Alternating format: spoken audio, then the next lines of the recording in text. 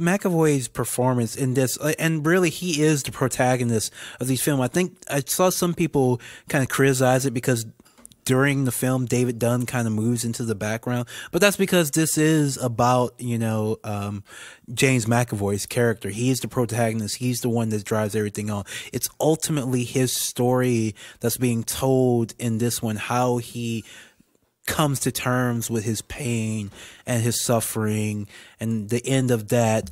And that does tie in neatly with the end of Glass and the end of David Dunn's character. They kind of all converge and have these epiphanies at the same time, but he is the driving force from the film. So I can understand some people wanted more of Bruce Willis because they've been waiting a while for it. But I think it was kind of front loaded where he was in the beginning, and then he kind of then James McAvoy basically takes over, and I don't think one could really compete with him.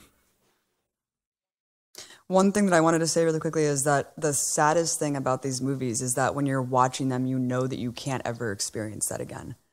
And like the whole time that I was watching Glass, I was almost sad because I knew I could never experience seeing it for the first time. And it's almost like kind of a weird element of watching his work, because it's all about that first impact. And I'm sure that I can get a deeper understanding and appreciation the more I watch it, but like you're never going to get that first viewing again. And you're always going to crave it and leave you wanting more, and it's really hard to do that over and over again. Yeah, and I know the feeling you're talking about. But I feel like this movie actually does hold up really well on repeated viewings. I mean, I'm already interested in seeing it again. But let's open it up to some spoiler talk about it. The lack of Bruce Willis, I'll start in reverse order, sort of. The lack of Bruce Willis, I could definitely see how people were disappointed by that. I could understand that. That's a valid criticism. If you were expecting it to be, a Unbreakable sequel, and that was what you were expecting, even though you got that kind of in the first 20 to 30 minutes of the movie, you got like a perfect version of that. I can understand that, but rewatch the movie. I think, now that that's the shock of that's sort of subsided, that that Bruce Willis is not in it very much, rewatch it, because the scenes that he's in are just perfectly in there, just enough. This was definitely, from what I've heard, the movie actually was originally a 3-hour cut. Oh wow, I'd love to see that full version. Yeah, me too. And so I think that means that it was refined a lot in the editing process, and they decided to give you as much impact as possible with the scenes that Bruce Willis was in. And one of the scenes I noticed after rewatching it was, once you know the ending, and he actually shows you this before you know the ending, which is Mr. Glass had masterminded this whole situation to release footage to the world proving that superheroes exist. That's the main sort of twist in the movie that comes last. But there's this beautiful scene which happens way before that's going to happen, where when it shows Bruce Willis break through the door, he turns around and looks at the camera. And it's like, I mean, it's one of my favorite Bruce Willis moments, actually, like right now, like in all of his movies. Damn, like now that I know that's the ending, people are going to see him busting through that door. So I think rewatching it for those things is great. And then I picked up on little details like Kevin's dad reading a pamphlet on dissociative identity disorder on the train, for example. And then I realized, oh my God, this is actually one shot that they've sort of somehow CGI'd together with the original scene from Unbreakable. And I know I'm throwing a lot of stuff out here, but I want you guys to talk about some of this stuff I'm mentioning. One of the last things I'll say is, I was such a diehard Unbreakable fan that I'm doing all these Bruce Willis puns by accident. I don't mean to, but I was such a Unbreakable fan that I had already seen all the deleted scenes, and I was already trying to figure out a way to do a fan edit version of the original Unbreakable with all the deleted scenes put back in. And I never did it because they were never put out in HD. They're just standard definition, even on the Blu-ray version. But I love that you were going to do that. But M. Night Shyamalan, man, he put in the 2 best deleted scenes from Unbreakable by far in the perfect moments in the movie. And when I saw that, I was just like, this is absolutely brilliant. Fucking brilliant what he did, including the weaving in the Kevin Wendell Crumb's dad twist ending with the fucking footage from the original Unbreakable. I just was blown away by that. I mean, that scene with Mr. Glass when he gets hit with the laser and it goes back to the flashback, that deleted scene of Elijah at the carnival was insanely intense. I mean, like, I could see why they cut that out of the original Unbreakable, but this movie was very intense. He wanted the intensity to really hit you in all these different parts. So you guys go, because I just said a bunch of stuff. Leslie, like, I think this film overall, like I remember watching that scene in the movie, and I told my wife, "Oh, that's from the original Unbreakable," and she's like, "No, it's not." And I realized it's because I watched all the special features on the DVD, and and she hadn't seen it. The scene, it was that really brutal scene. My wife really didn't like it because it was so brutal to Elijah, but the way that Shyamalan ties all these characters' history together and looks back in their past and really it's just, they're more fleshed out than any of these superheroes that have been in 10 movies. How many movies before you figure out that Tony Stark is a jerk because his parents were brutally murdered. It takes a while to really get to that. And you still don't care that much. You still don't care that much. Because he's played by 3 different actors by the time you learn he's dead. Howard Stark died. And the way it was, and the interest, and the way they handled the sidekick characters, right? When they brought back the original actor who played Bruce Willis's son, which is always a risk, because when you hire a child actor, you don't know how good looking they're going to turn out when they are adults. Because we know with Haley Joel Sixth Osment. Sense. Yeah, it's very difficult. It's always a risk. Cute kid does not equal movie star looking adult. With this one, M. Night Shyamalan did okay, and that guy is still a legit actor, so he kept up with it. Bringing him back, and the character who was friends with Kevin, I forget her name, but her character from Split, brought back. I was a little surprised by that. I didn't expect to see her, but she's kind of one of the most important characters. If you take my view that Kevin is the main character of this film, because she's the one that sees the humanity in Kevin, shares that pain, and there's no secondary character in almost any of these superhero movies that has as much depth as they do, which is kind of a requirement. You have to have other human beings for these people to interact with. It can't just be them sharing quips with their other superhero buddies and then fighting CGI villains that.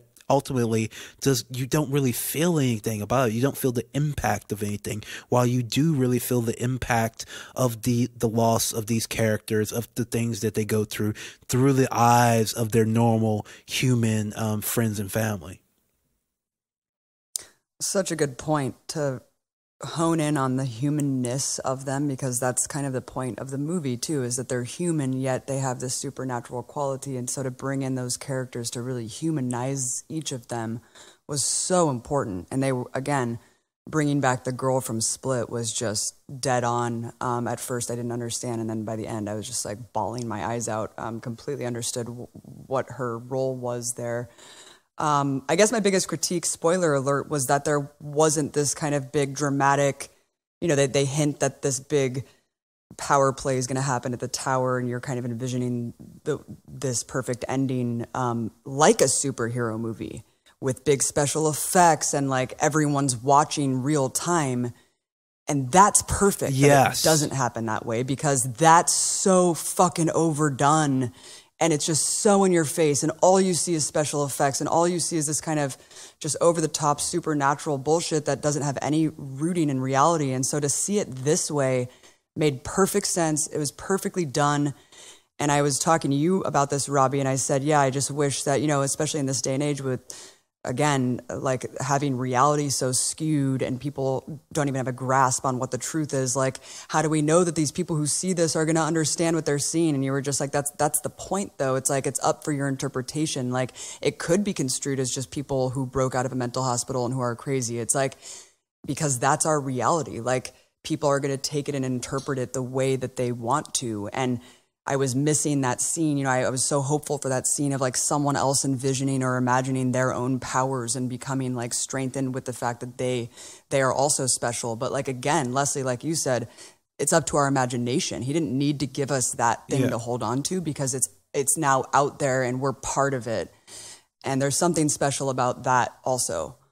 Absolutely. And I mentioned Broom Boy earlier, in case anybody doesn't know what that means. This is a spoiler for The Last Jedi.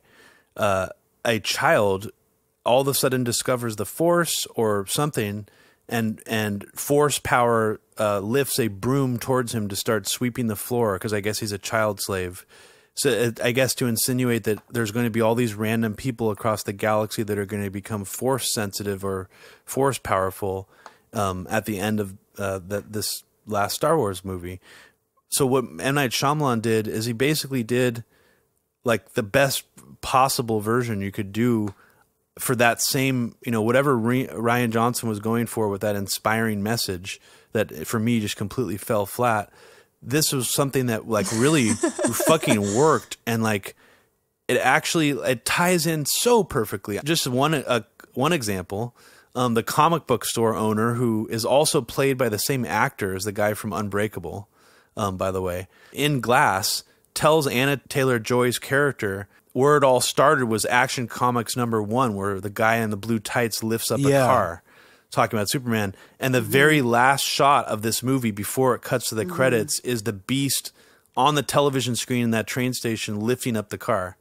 And I just thought that was great. And that's one of the more obvious superhero movie references. But let's talk about some of just the like comic book or other even film references that kind of popped up throughout this. Like, I mean, one of the more obvious ones that I picked up on was, like Abby was saying, all the signs in the movie were trying to tell you there's going to be this giant showdown, you know, at this tower called Osaka Tower, which I thought interesting because Bruce Willis in Die Hard, you know, saved the day in Nakatomi Plaza. So it's almost like riffing on Bruce Willis is going to save the day because that's what he did, you know, in his first giant action movie. Sorry, go ahead. Like I really like that, and that's something you introduced too early, because of course that's a Die Hard reference, and it would have to be because there's never going to be a building called Osaka Tower in America. Why the Nakatomi Tower was called Nakatomi Tower in Die Hard was because that was when people thought that Japan was going to be this international powerhouse, financial powerhouse, and that did not work out whatsoever. So there's never going to be a Nakatomi Plaza or Osaka Plaza. You can watch a lot of movies from the 80s where people will reference, the Japanese are coming and taking over and this and that other. That shit was canceled around like 1994, where they went through this really big depression and recession. And so that throwback was interesting, and the references to it constantly, like I did get excited. Oh wait, I'm gonna get to see this big showdown on top of this tower, and they never even go to it. It's just in the background when they finally, because they meet each other too early, they face off too early, just at the mental asylum where they're already, you know, compromised, where they've been gaslit and told that they're not super powered beings. Are they really? Like it, and it kind of gaslit the audience too, because you start to doubt them as well, sure. And then you really see what they can do, and it's just this understated slow down. If one criticism I might have about this film is that I think for that final showdown, Shyamalan could have broken the rules a little bit, because there's a point when she actually says, talking about Superman comic, she says, you know, in the first comic he didn't even fly, right? In the first version of him, like I think he could have broken the rules a little bit and showed them do something, like go into like a Super Saiyan mode, like because he says like when you fight each other, that's when you're going to show your true potential, kind of. So he could have taken a little further. But it's fine. It's kind of fine that he didn't, because then that leaves some of the ambiguity to the ending. Like, what are people going to take from this? What are they going to believe? Are they just going to dismiss it? Like, it leaves things a little bit more open. Although it kind of would have been cool to see, you know, some really spectacular stuff. But it was fine that he kind of didn't go with it as well. I totally agree with you, but I think it was intentional. Yeah, I think it was intentional for the ambiguity purpose. Yeah, absolutely. Yeah, and there's some other M. Night Shyamalan. I don't know how often he riffs on other movies in his own movies besides Hitchcock movies. I know that's an obvious influence. People say he homages Hitchcock too much, but in this movie, I felt like he was riffing on not just Die Hard, sort of with that ending scene. He was riffing on some other films that I found to be just really interesting. And I guess one of the main ones that keeps coming up for me now that I've seen it 3 times is Terminator 2. People say it's one of the more interesting or better high quality sequels that's out there in general of all movies.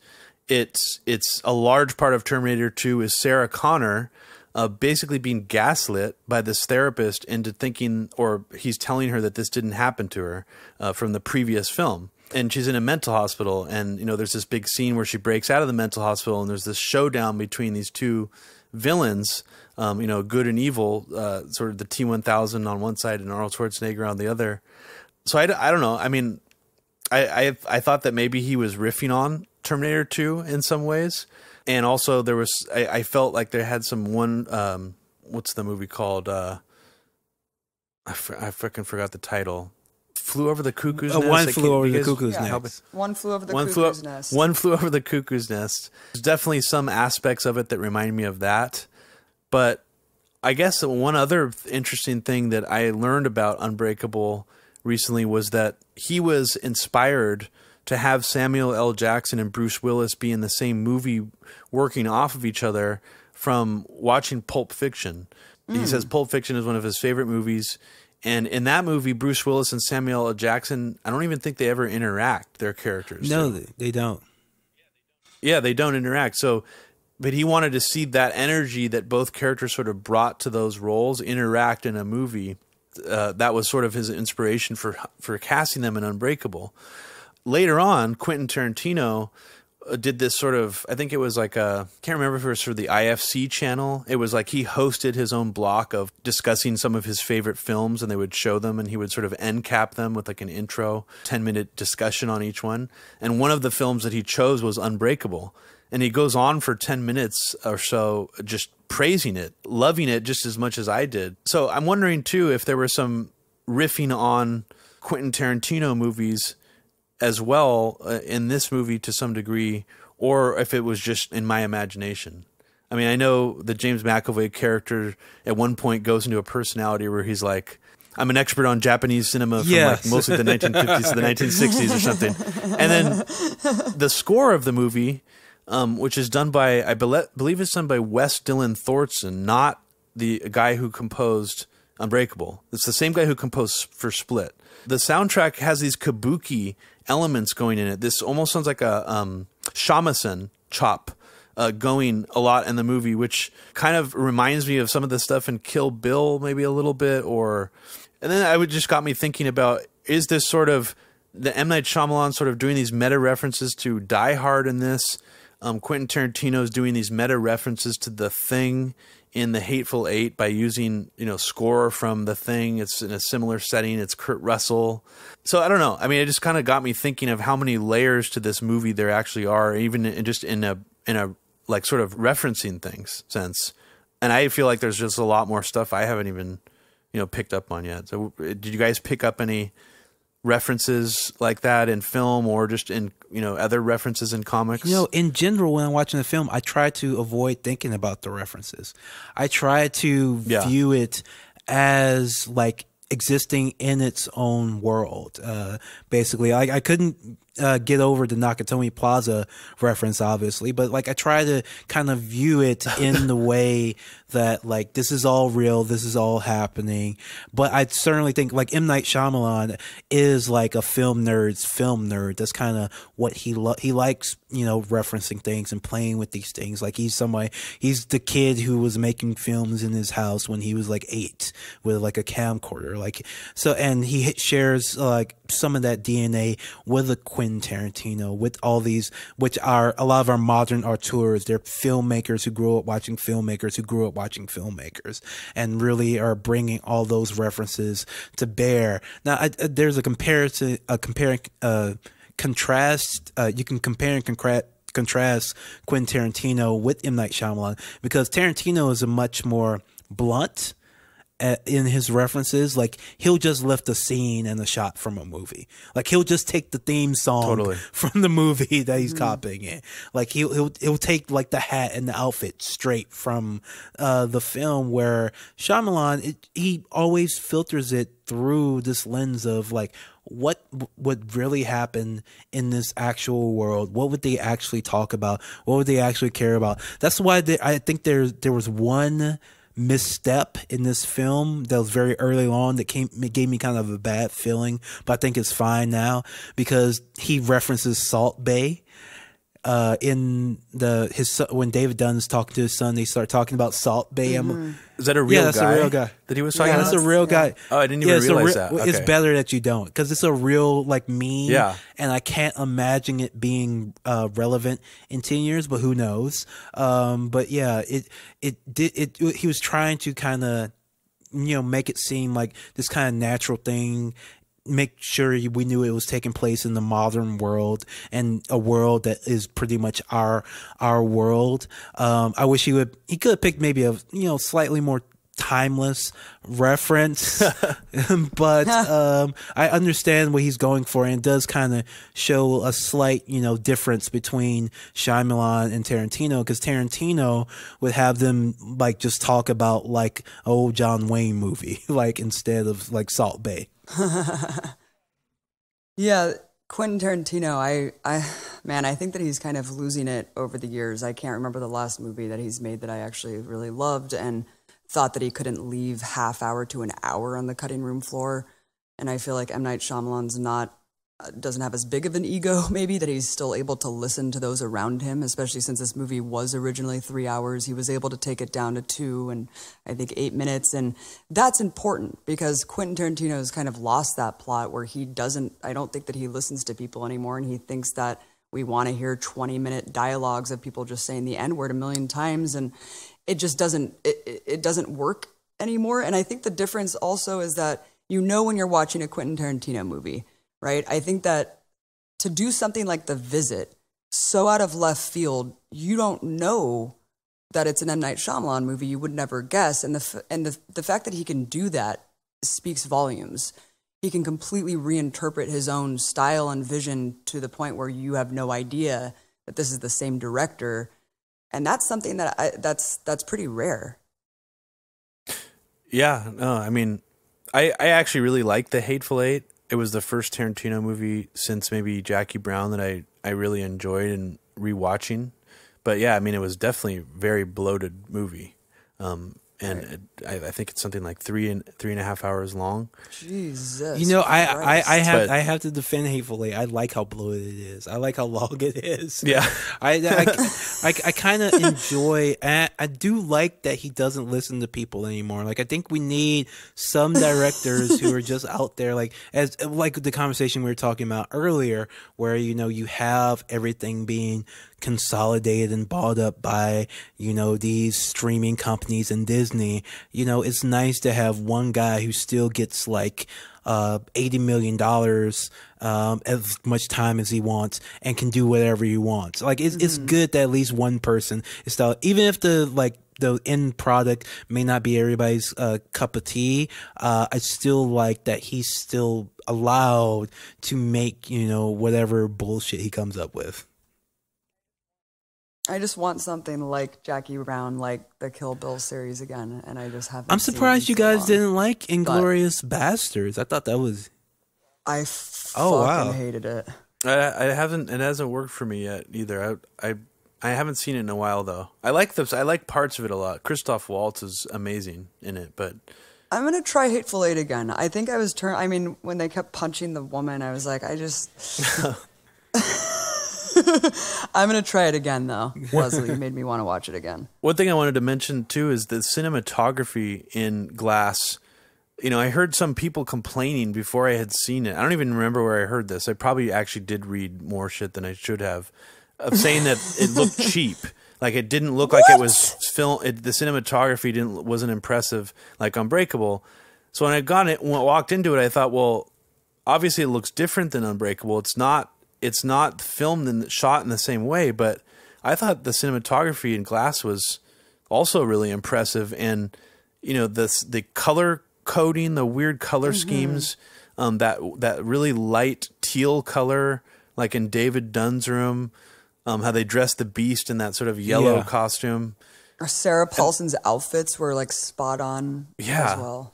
I mean, it's strange too that I tried to look this up to understand where like if this color coding that he's using, purple, yellow, and green, is like significant in some way. I couldn't really find any references to it. But I mean, it keeps coming up in the film. The Mr. Glass is purple, the Beast is yellow, David Dunn is green.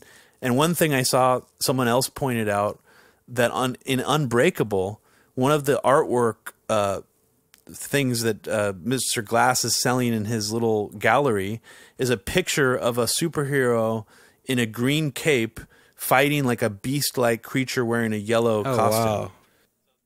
So I thought that was a pretty crazy callback. Just impressive that you would have to watch these movies really closely to notice something like that.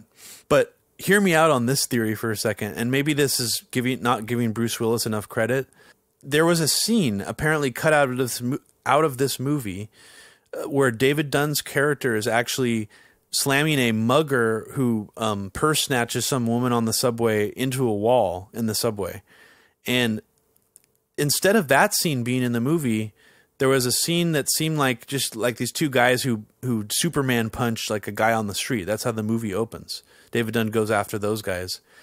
So it got me thinking, David Dunn's character is referenced multiple times in the movie, especially by Mr. Glass, as not fully realizing his abilities. And it seems like they're trying to imply that over all this time, he's still just this low, he's not really pushing himself, and he is still somehow maybe even experiencing that sadness or that hollow feeling, that he was feeling in Unbreakable, that he keeps talking about in that film. So just hear me out on this theory. What if M. Night Shyamalan has seen Bruce Willis over time sort of degenerate into this kind of self-important, phoned-in actor who's not realizing his full potential and not pushing himself and his abilities? And sort of his arc in this movie is representative of his career as an actor, sort of since the time of the first Unbreakable and now. And that's why he decided to just drown him in a puddle and take him out that way. I don't know. I mean, I had that just sort of popped into my head the other day. I think it's, it's legitimate, but I doubt that's, I don't think M. Night Shyamalan is that mean. I think more the point is that, we do hit one of these things this film does that all these other movies don't, is that it has an ending. It ends the story of these characters, and it actually is something that superhero comic books don't do either. As my wife just pointed out to me, Mr. Glass at one point says this is actually an origin story, and he doesn't say what's the origin of. And of course, it's the origin of this new world with where everybody knows the truth, and these other people who have powers may reveal themselves, etc., etc. But in order to tell that story, in any good origin story, you kill the parents, right? Like that's what you do. You get rid of what came before, and somebody takes up this new mantle. So all of those characters kind of had to die and had to end. And it's very sad and kind of shocking too. I really didn't expect like all of them to die that way in this kind of, really sad way. Like Bruce Willis's character, just getting pushed in a puddle. Like it's so like hurtful and unsettling. You're like brutal. And you really can't fight back. But it was narratively, necessary. It made sense. You need to have, like, we've had 3 movies of these characters. We don't need 30. We can show just the important parts of their lives, and that's okay. And that's the point. I think that's what M. Night Shyamalan shows us, is like, you didn't really, I like even the Dark Knight kind of the Dark Knight trilogy, by Christopher Nolan kind of did this, in a sense where, Batman retires at the end and, and then, he has Robin take up the mantle, possibly. Like, these characters can have endings with the MCU does, and what my co-host Jack Allison thinks they're actually going to do with the Star Wars. They're thinking the next episode of Star Wars is actually going to like be a to be continued. Like you're going to keep having movies with Rey in it after the fact instead of a real ending to these character stories. And the important part, a story needs a beginning and middle and an end. And he ended all these characters in a way that, like, the one knock I would have on the ending is that they do the speechify thing, but that's like a comic book reference. Like everybody has, they can go on a soliloquy while they're dying and explain everything. But that's just, I don't think he could resist having, Mr. Glass having his last little speech while he was dying, and Kevin having a last little speech all while he was dying. I think that was just a comic book nerd in him had to get that out there. But in the end, like, I really think it was good that all these characters passed, and now we can have this new thing that happens in our imagination without having to hold on to these same characters and what they mean. Like, think how much more interesting the MCU, like the most exciting thing that people think about the MCU is that they think all of them are dead, right? Like that's the most thing that people are hyped about. Like, wow, they're all dead now. That's cool. What's going to happen next? But of course they're going to bring them all back,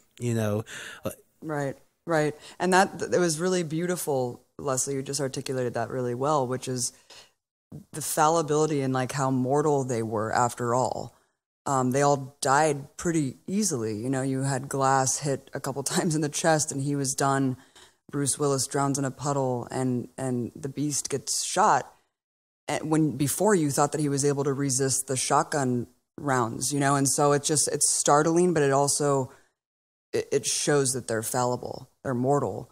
And even though, they had these abilities, like they still died just like us. And when you know the end of a story, then you can care about it more. And when it's, Star Wars, I've lost it with those movies because I just don't care, because I know they just are indefinite. Like they're just going to keep coming. And you kind of stop really having a relationship with the characters at that point. And so it does make you care more to know that they're gone, and it makes you more invested in it. For sure. And then there's that beautiful moment at the end when and it's very comic booky in a way, because it's like Mr. Glass's mom, son was a mass murderer, but yet at the end she's there with Anna Taylor-Joy's character from Split and Joseph Dunn. That's so beautiful, that scene. And Joseph Dunn is wearing a green shirt.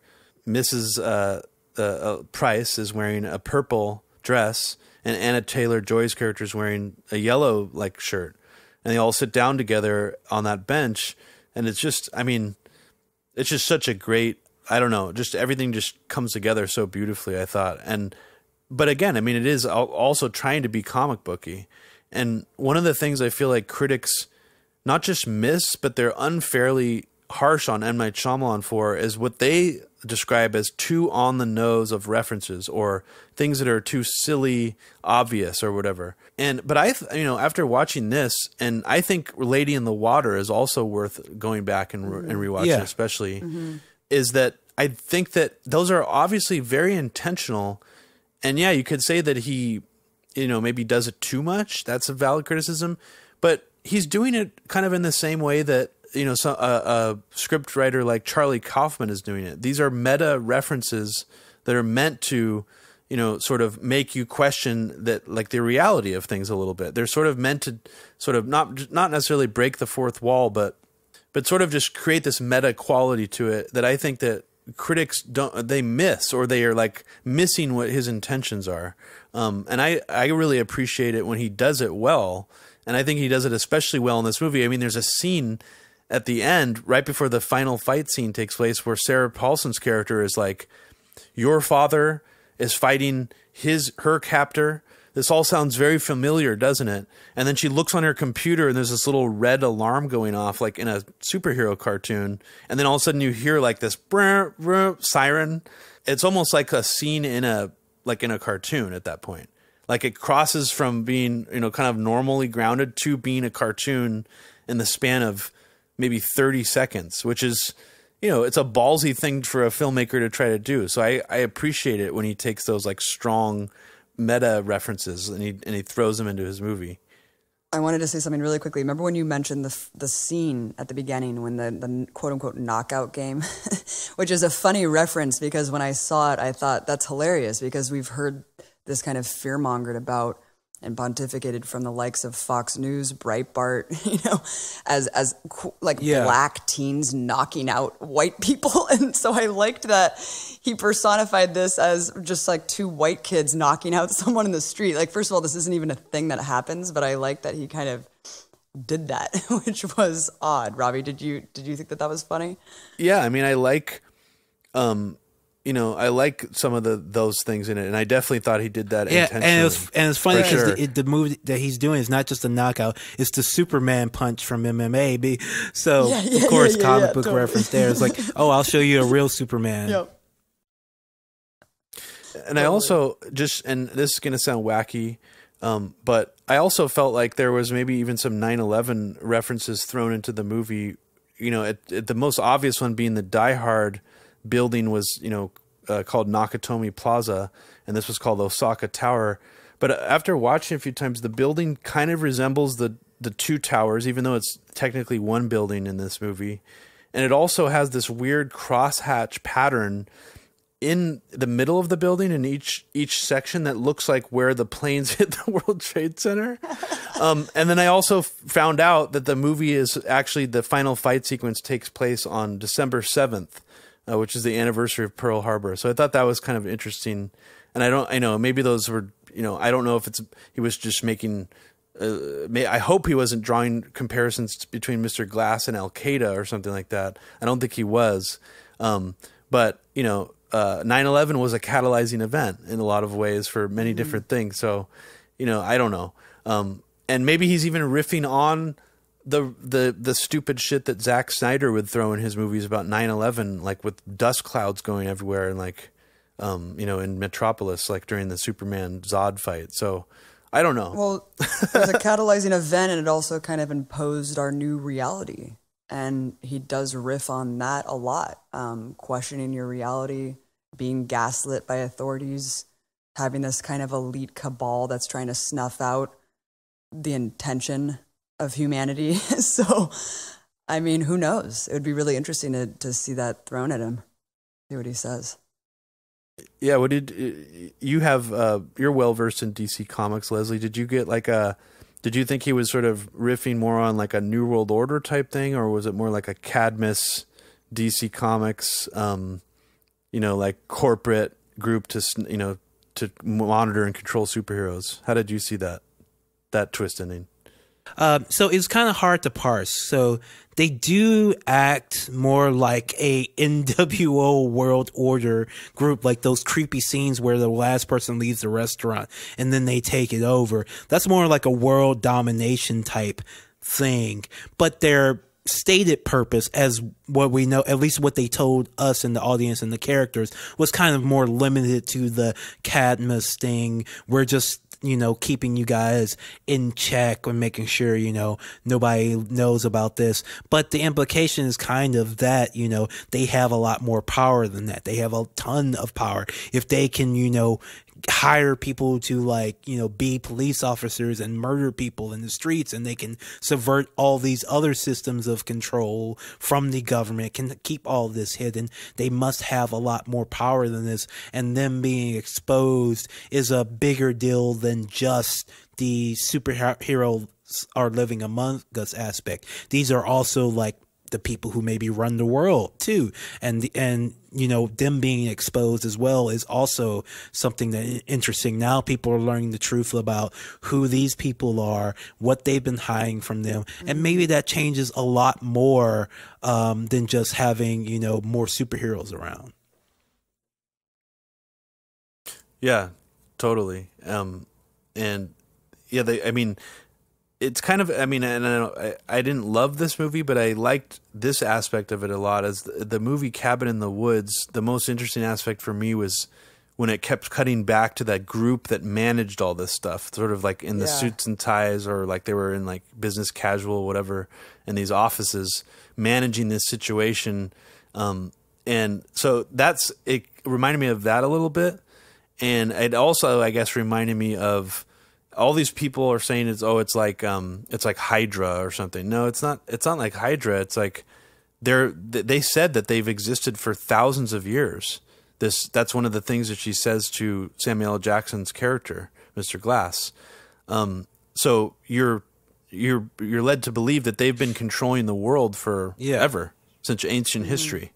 So that's pretty cool. I mean, it's kind of like, kind of beyond sort of a New World, Alex Jonesy New World Order paradigm. But yeah, I mean, any final thoughts on Glass you guys want to touch on? No, I think I pretty much said it all. Loved it. Love M. Night Shyamalan.